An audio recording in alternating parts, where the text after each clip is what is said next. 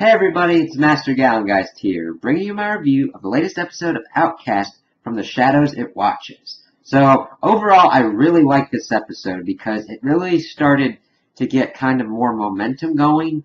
I've liked the slow burn of this series so far, but it's starting to kind of like build up on itself, kind of showing where it could be going, kind of getting pieces into place, kind of showing us how big this really is. And it starts off with Reverend Anderson kind of looking at his old VHS tapes of the recorded exorcisms that he's done.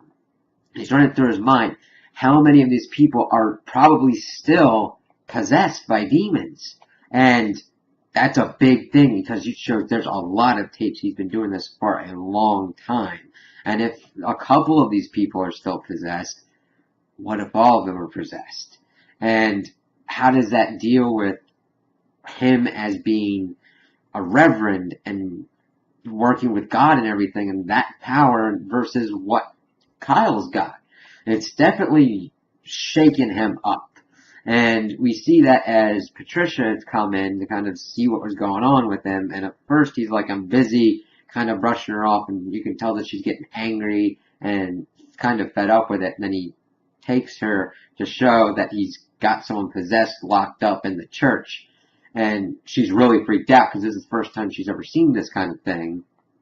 And immediately puts forward, after they're talking, to like get Kyle to help because he's got a power that can do this. And he's like, no, it's got to be me. He tries the blood from himself to see if that would work. Maybe the blood's the key. And we see that that's not really the key as it keeps going on. So Reverend Anderson's doing his own thing. We see that Kyle has gotten a job, kind of under the table job, doing road construction, kind of like filling in potholes and all that kind of stuff, and he's feeling really good about it, doing all this, sending money to his wife/ex-wife. I don't know where it's at that point, but sending it to his wife and daughter, and he's doing pretty good, at least what he's thinking. So as he's putting one in the mailbox, he's kind of figuring around his house, and then out of nowhere, hearing something on the door, we see one of the porcelain kind of figures that was from Mildred come in, and she smacks him with her walker cane, and she's trying to like take more of like the light that what was been called. It's like, I need this. Don't worry, there'll still be enough for others. So there's a lot of important information that's getting piecemealed out. It's like really cool to kind of like put this together and be like, what's going on? So as she's doing that, he's pretty much almost powerless to stop her, which shows that he does need someone to watch his back. He's got an interesting power, but if he's taken unawares and put in a position that he can't easily get on someone, he's kind of in trouble. But luckily, somewhere, which we see later on in the episode, takes off Mildred and kind of like, he's alright. He just left, he wakes up, he's like walking around with that as he walks outside, and he sees Sydney, who we learn later in the episode is the one that saved him. So he's like doing stuff with his car, kind of like being all kind of innocent, saying, oh, I'm just getting stuff out, packing it up, because they'll be taking his neighbor's stuff soon and all that. And it's like, okay, yeah, I'm alright. Then he goes back to his house, and you see that Sydney's got Mildred there, and she's like apologizing and everything, and he's like, nope, this isn't gonna work. And we know that Sydney definitely does not screw around. He does not fuck around. He killed Kyle's neighbor. So we kind of see that going later on. He says that he'll also take care of the Reverend, he knows how to deal with their kind, and keep going on and see what's going on. So as that's going its places, we also see what's kind of happening with the police investigation of the camper. So what we start seeing is the girlfriend who they had found through the DNA evidence had come in, is giving lip and everything, and acting all flippant and be like, well, what if I did want to get away from my boyfriend? You weren't going to do anything, so I just dropped and ran. And, of course, the police chief's really, really good. I mean, he's good at hiding that he knows stuff and really good at investigating it kind of nonchalantly. So we see that that's kind of going off. She goes to the one person that is the kind of head of the fire, I think, the friend of the police chief, and talking about how, they're doing all this kind of stuff with the camper and all that. And he's like, don't worry, I took care of that. And, yeah, you take care of everything or whatnot. And it's kind of weird. I don't know if that dude's wife is possessed or not, but the way the dog was barking and the way that her preferences have changed, I'm thinking she's also possessed as well, but I don't know why he would be so secretive of the wife finding out about her. The girlfriend that they had found through the camper DNA.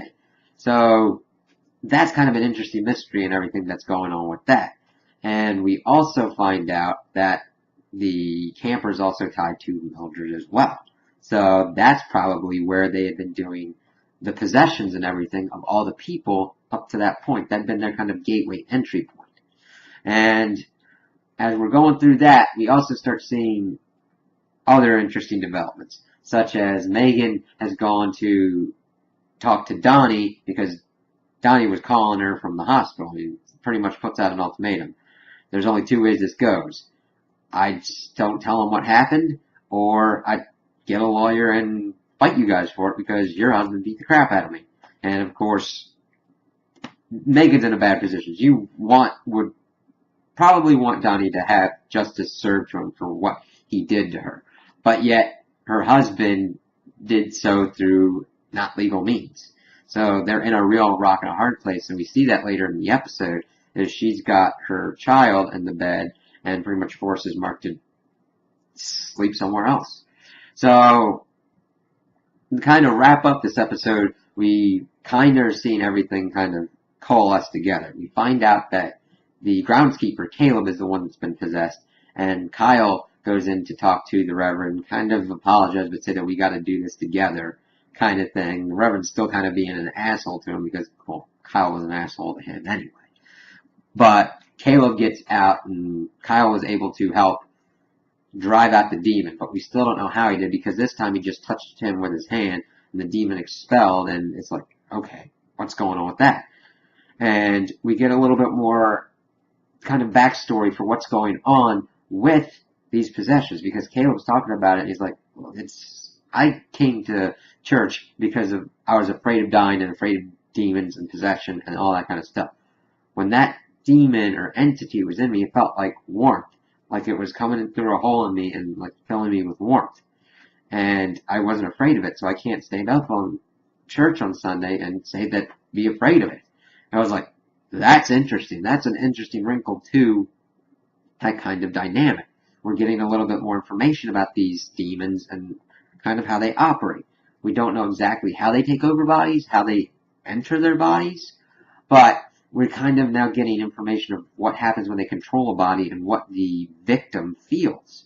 So Reverend is then talking with Colin. He's like, all right, you do your thing on Sunday, but when we do this, we do it my way. So that's kind of a big power dynamic, because at first it was the Reverend kind of leading the stuff, but now that they're kind of seeing what's going on, Kyle's the one that he's got the power, so he's got to be able to lead that kind of thing.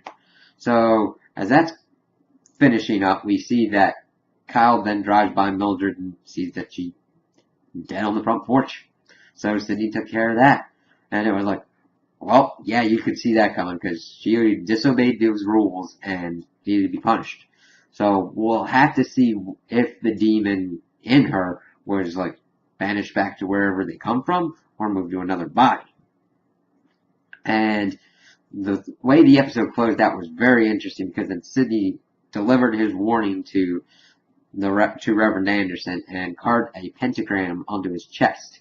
And it looked painful. And Patricia's son saw this happen, so he was like, what the hell? Because he's been acting kind of snooty to his mom, because we saw that in the episode. He's like, holy shit.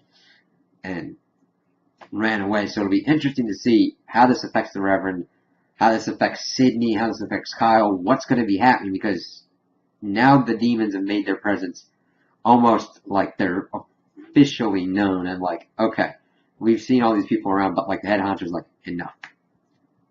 Stop. You can't mess with us. Stop doing your stuff. Let us do what we need to do. I was like, oh God, where's this going to be going next? How's this going to keep rolling forward? So, those are my opinions on the episode. Tell me what you guys think in the comments below. If you liked it, if you didn't like it, if you agree with me, if you disagree with me. Also, like and subscribe, and I hope you have a good day.